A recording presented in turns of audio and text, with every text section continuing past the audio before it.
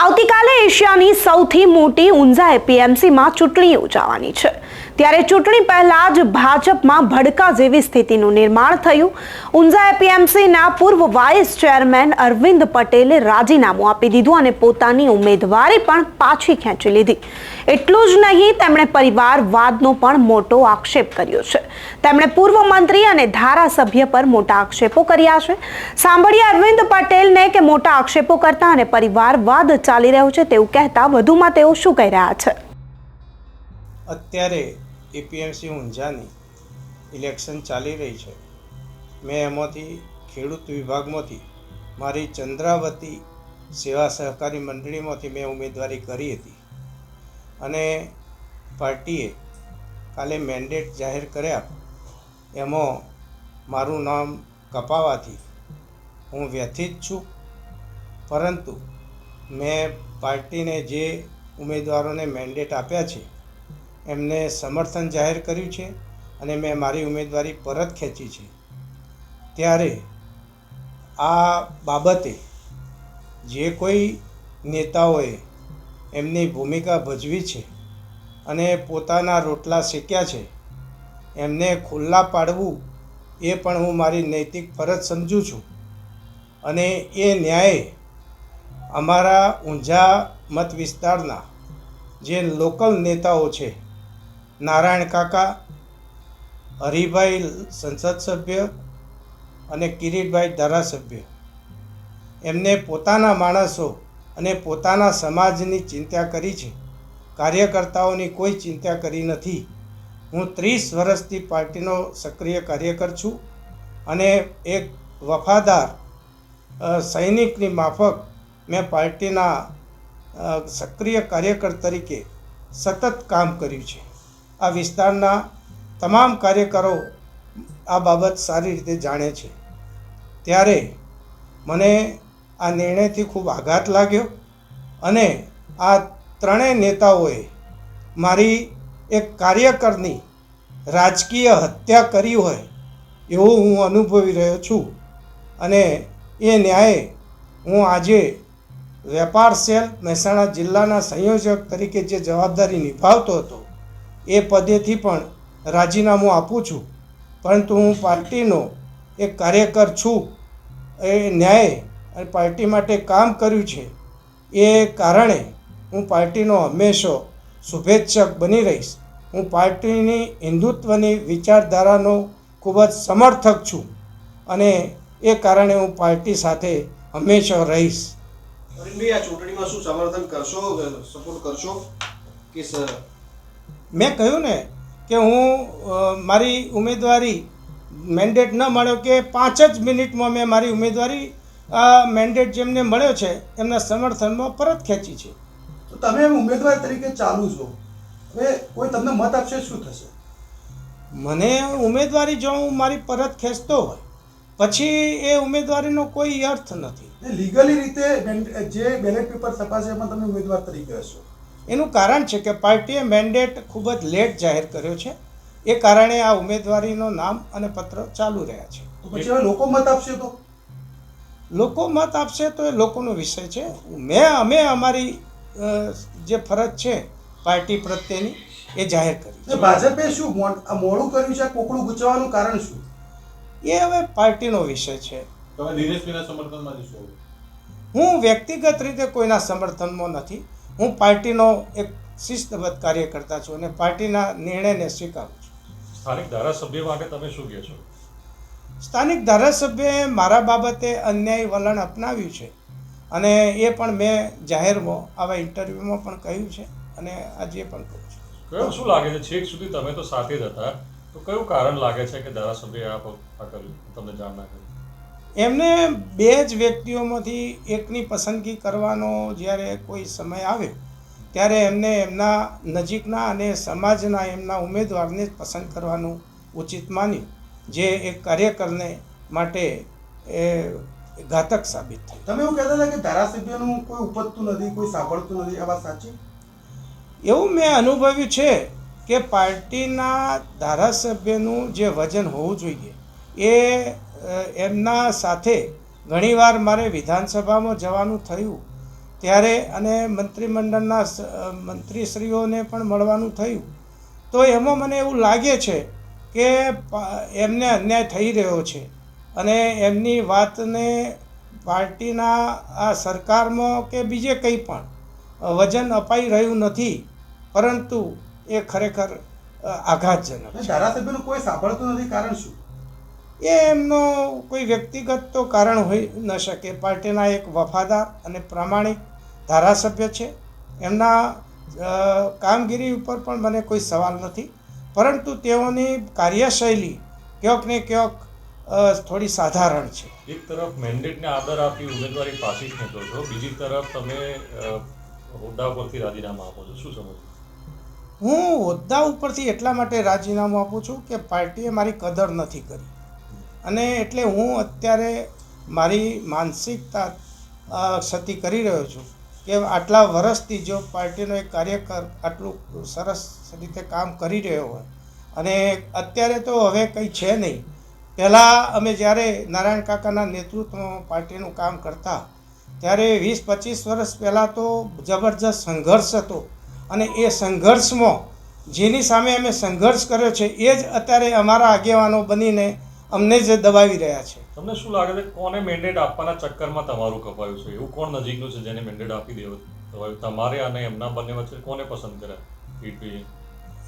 એ બી મેં જાહેર કર્યું છે કે નારાયણ કાકાએ એમના પૌત્રનું નામ આગળ સૂચવ્યું છે અને કિરીટભાઈએ HK પટેલનું નામ આગળ સૂચવ્યું છે, અને આમ બંને પોતપોતાના પરિવારને પ્રાધાન્ય આપી એક કાર્યકરને નારાજ કર્યો છે અને એને દબાવ્યો છે. પાર્ટીમાં વંશવાદ કહી શકાય? પાર્ટીમાં આ બધા વિષયો જેટલા તમે પત્રકારિતા લેવલે ઊભા કરો એટલા ઓછા છે, પરંતુ હાલનો મુદ્દો મેં જે તમારા તમામ સવાલોના જવાબ આપ્યા એમાં આવી જાય છે. તો અરવિંદ પટેલના આક્ષેપોને ફગાવતા ધારાસભ્ય કિરીટ પટેલ કહી રહ્યા છે કે ઊંઝા એપીએમસીમાં કોઈ પણ પ્રકારનો પરિવારવાદ કરવામાં નથી આવતો, અમારી પોતાની પણ ટિકિટ કપાણી છે. સાંભળીએ કિરીટ પટેલને કે તેઓ વધુમાં શું કહી રહ્યા છે. સાહેબ, અરવિંદભાઈ પટેલે જે પ્રતિક્રિયા આપી છે કે ભાઈ મારી રાજકીય હત્યા કરી છે, શું કહેશો એ બાબતે? અરવિંદભાઈને થોડો નારાજગી અને ઉશ્કેરાટ છે, પણ એમને વિશ્વાસ છે કે સમય જતાં એ ઉશ્કેરાટ એનો સમી જશે, અને અમે અમારા અરવિંદભાઈ જૂના મિત્ર છે અને અમે સાથે રહીને ફરીથી કામ કરીશું. સાહેબ, એને એવું કીધું છે કે તેમને માત્ર પોતાના માણસોની ચિંતા કરી છે, કાર્યકર્તાઓની ચિંતા નથી કરી. સ્થાનિક ધારાસભ્ય ના, બધા કાર્યકર્તા જ છે, મારા પોતાના એવું કંઈ જુદું છે જ નહીં. અરવિંદભાઈ અમારા જ માણસ છે અને બધા કાર્યકર્તાઓ સાથે અમારે સાથે મળીને અમે કામ કરવા કટિબદ્ધ છીએ. નારાયણ કાકા એમના પૌત્રની ટિકિટ એમને મેન્ડેટ અપાયું છે, તમે તમારા માણસ HK પટેલને તમારા પરિવારના સભ્યને મેન્ડેટ અપાયું, એટલે કે પરિવારવાદ ચાલી રહ્યો છે? ના, એવું કોઈ નથી. મેન્ડેટ આપવામાં મારી બહુ કોઈ ભૂમિકા નથી. બધા આપ સૌ પણ જાણો છો કે મારો મેન્ડેટ પણ નથી. આપે જ ગઈકાલ મારો જ મેન્ડેટ નથી. આપે જ ગઈકાલ નિવેદન આપ્યું હતું, મેન્ડેટની તમને ખબર હતી? ના, ખબર હતી એવું ના. ગઈકાલ તમારું ઓન કેમેરા નિવેદન? ના, ખબર હતી. મેન્ડેટ તેમને એવું કીધું છે કે ધારાસભ્યનું સ્થાનિક લેવલે પણ કંઈ ઉપસ્થિત નથી, તે પ્રકારની પરિસ્થિતિ છે. ના, એ તો હવે દરેક જણનો મૂલ્યવાનનો દૃષ્ટિકોણ પોતપોતાની રીતે અલગ અલગ છે. મારું ક્યાં શું છે અને શું સ્ટેન્ડ છે એ મને ખબર છે અને મને સંતોષ છે. મેન્ડેટ આપ્યા પછી પણ હજી ઉમેદવારો ચૂંટણી જંગમાં છે, તો એવું લાગે છે કે બળવો થશે? ના, અત્યારે તો એવી કોઈ સંભાવના દેખાતી નથી. પક્ષ તરફથી જે મેન્ડેટ આવ્યો છે અને મેન્ડેટ પ્રમાણે બધા ઉમેદવારો વિજેતા થાય એવો પક્ષ અને સ્થાનિક લેવલે અમે પણ બધા પ્રયત્નો કરીએ તો છીએ. અન્ય ઉમેદવારો જે મેદાનમાં છે એના બાબતે શું કહેશો? અન્ય ઉમેદવારો પોતપોતાની રીતે શૈક્ષિક રીતે લગભગ તો બધા ચાલુ કર્યું છે આપવાનું, સમર્થનમાં પાછું ખેંચવાનું, અને એ એમની રીતે બેલેટમાં એમનું નામ આવશે, પણ મુખ્ય ઉમેદવારો તો આપણા મેન્ડેટવાળા જ અમારા ગણાશે. તો ઊંઝા એપીએમસીમાં ભારતીય જનતા પાર્ટી તરફથી જેને મેન્ડેટ આપવામાં આવ્યું છે તેવા સુપ્રીત પટેલ, તેમણે પણ પોતાનું નિવેદન આપ્યું છે. તેઓ આક્ષેપોને ફગાવી રહ્યા છે અને કહી રહ્યા છે કે કોઈ પણ પ્રકારનો પરિવારવાદ કરવામાં નથી આવતો. હું પણ ભાજપનો સક્રિય કાર્યકર છું છેલ્લા કેટલાય વર્ષોથી, એટલા માટે ભાજપે મને મેન્ડેટ આપ્યું છે તેવું સુપ્રીત પટેલ કહી રહ્યા છે. પૂર્વ મંત્રી નારાયણ કાકાના પૌત્ર સુપ્રીત પટેલને જે અત્યારે ભાજપે મેન્ડેટ આપ્યું છે તેના પર અરવિંદ પટેલે આક્ષેપો કર્યા હતા અને આ આક્ષેપોને સુપ્રીત પટેલ, જેને ભાજપે અત્યારે મેન્ડેટ આપ્યું છે, તે પોતે આ બધા જ આક્ષેપોને ફગાવી રહ્યા છે. સાંભળી લઈએ સુપ્રીત પટેલને કે આક્ષેપોને ફગાવતા શું કહી રહ્યા છે. ભારતીય જનતા પાર્ટીનો આખો ઊંઝા વિધાનસભા વિસ્તાર એ કમળમય છે અને તમામ ખેડૂતો અને વેપારીઓ બધા ભારતીય જનતા પાર્ટીના મેન્ડેટ સાથે છે અને રહેવાના છે. તો શું ચૂંટણીનું ચિત્ર હાલમાં કેવું છે? ભારતીય જનતા પાર્ટીએ જે પેનલ ઉતારી છે ખેડૂતોમાં અને વેપારીઓમાં, એ તમામ પેનલના બધા ઉમેદવારો જંગી મતથી જીતવાના છે. સુપ્રીતભાઈ, ભાજપે મેન્ડેટ આપ્યું છતાં પણ કેટલાક લોકો જે સહમતિ નથી આપી, અન્ય જે 20 દાવેદારો હતા ખેડૂતમાં ઉમેદવારો હતા, 3 જેટલા જ લોકોએ ઉમેદવારી પાછી જે સમર્થન આપી પરત ખેંચી દેવું છે. તો નહીં, મારી જાણ મુજબ 4 છે.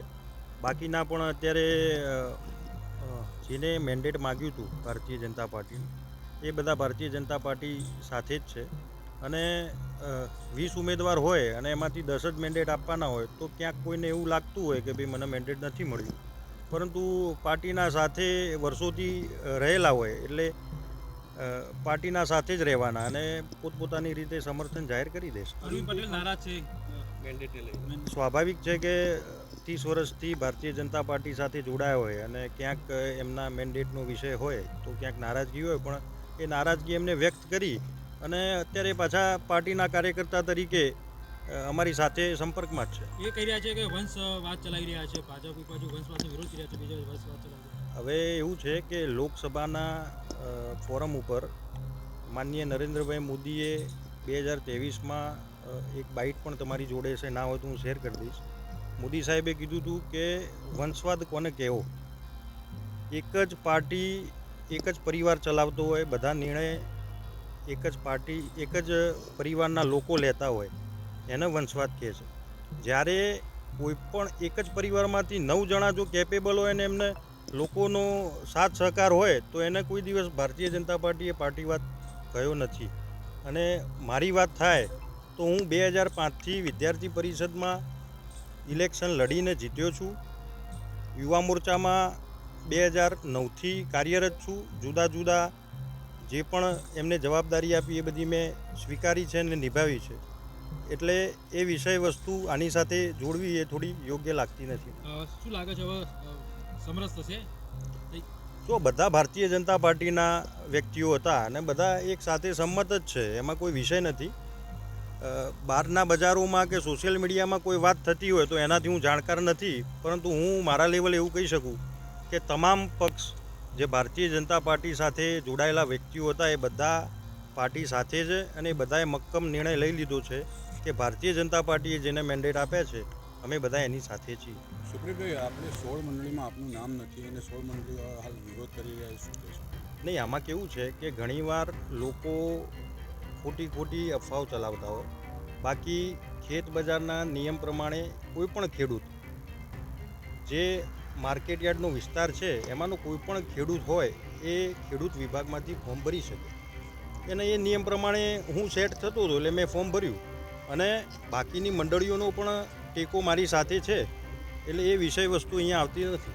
સુપ્રીતભાઈ, બાકી જે 6 જણા તમે કીધું જે ભાજપમાં સમર્પિત છે તે લોકોએ સમર્થન આપી દીધું છે, બાકી આપે કહ્યું છે 6 બચ્યા છે, એટલે એ શું ભાજપના માણસો નથી? નહીં, ભાજપના માણસો જ છે. હવે એ ક્યારે આપે છે એની રાહ જોઈએ છે.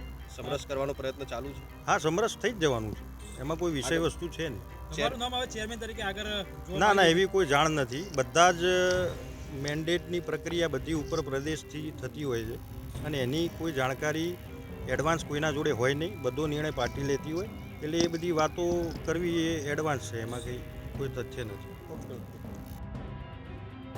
તો ઊંઝા એપીએમસીમાં ભાજપનું મેન્ડેટ મળતા અને અરવિંદ પટેલ જે છે તેમનું મેન્ડેટ કપાતા તેમણે ભાજપ સામે બળવો કર્યો છે અને પોતાના પદેથી રાજીનામું પણ આપ્યું છે, પોતાની ઉમેદવારી પણ પરત ખેંચી લીધી છે. આવતીકાલે ચૂંટણી છે, જોવાનું રહેશે શું નવા જૂની થાય છે. તમારું શું માનવું છે? ઊંઝા એપીએમસીના ચૂંટણીને લઈને રાજકારણમાં ગરમાવો પણ આવ્યો છે, આને લઈને તમે શું માનો છો અમને કમેન્ટ કરી ચોક્કસથી જણાવજો તથા અમારી ચેનલ નિર્ભય ન્યૂઝને લાઇક, શેર અને સબસ્ક્રાઇબ કરવાનું ભૂલશો નહીં. આભાર.